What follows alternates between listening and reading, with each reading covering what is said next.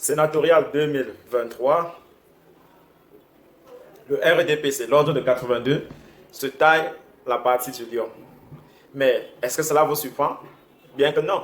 Il y a d'ailleurs quelques faits qui peuvent vous surprendre, mais pas les résultats du RDPC. Parce que plus le temps est en train de passer, plus les opérateurs économiques, les politiciens les plus véreux comprennent en réalité que c'est mieux de faire partie de la machine oppressive du RDPC. La troisième législature qui a vu la participation des conseillers régionaux, qui est, on peut dire, la dernière institution démocratique qui a vu le jour au Cameroun. Il faut dire, beaucoup de partis politiques, ils étaient 11 à la ligne de départ, et bien qu'on attende toujours les résultats de la Cour suprême ou alors de la Cour constitutionnelle, il faut se dire que le RDPC, même dans des bastions de l'opposition comme dans le Grand Nord, j'entends parler l'extrême nord marois, ou le FSNC de Tiroma Bakary, qui est par ailleurs ministre camerounais de l'emploi professionnel, ou alors UNDP de Bello Bouba Maïgari. Ces deux formations politiques-là, du moins, pouvaient espérer gagner dans le Grand Nord. Mais si je ne m'en tiens qu'au poste du premier vice-président du mouvement pour la renaissance du Cameroun, Mamadou Mouta, où il interpellait en quelque sorte la population du Grand Nord, qu'on les avait prévenus sur les effets du mariage incestueux qui existe entre le RDPC et les partis alliés. Et bien voilà, que même dans leur propre bastion, où ils ont plus de conseillers municipaux que régionaux, voilà que ces derniers n'ont pas voté pour eux, au fait.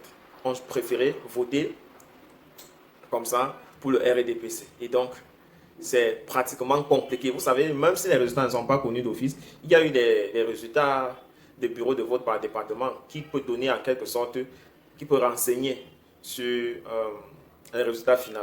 Et le président national du PCRN, Kaba Libé, quant à lui, a fait une sortie que je trouve beaucoup courageuse en disant ils ont eu un plus de 44 voix dans le littoral, ce qui leur permet d'entrer néanmoins dans leur position.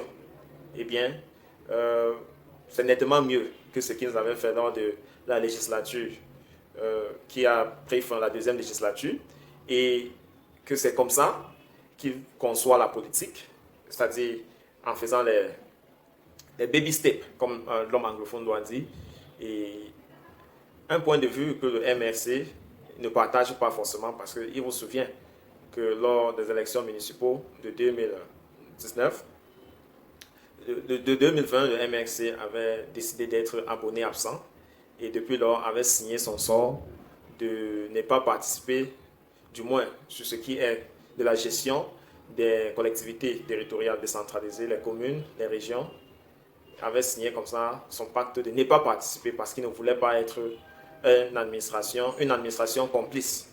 Et je pense que le MRC, pour certains de ses leaders, à l'instant de Mamadou Mouta, se disent qu'ils avaient raison de boycotter, raison de ne pas faire partie de cette politique-là, que malgré le fait que les uns et les autres ont la capacité de diriger, de gérer, de proposer une alternance fort nécessité, fort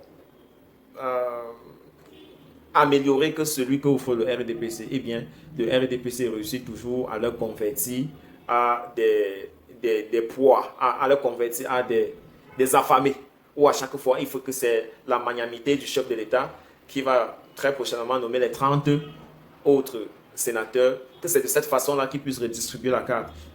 Le MRC, lui, il a décidé de ne pas jouer ce jeu-là.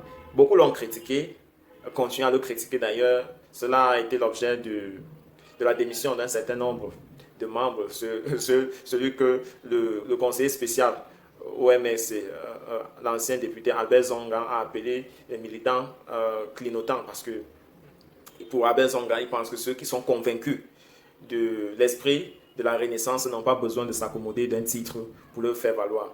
Et le peuple camerounais reste l'arbitre central.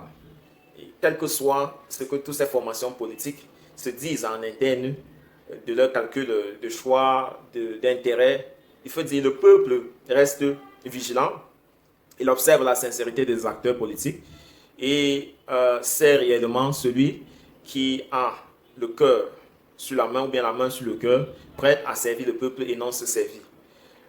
Nous n'allons pas entrer, prêter des idées aux gens qui n'en ont pas, mais j'ai confiance à ce peuple-là. Surtout que le peuple, chaque fois, a su se démarquer. Vous savez, chaque fois, le peuple a su se démarquer. Et nous restons confiants que le peuple est en train d'observer. Quand je parle du peuple, je parle du grand peuple muet. Celui-là qui continue à souffrir, celui-là qui ne peut pas souffrir, comme ça, l'eau, l'électricité, n'en parlons pas de la nourriture, mais subit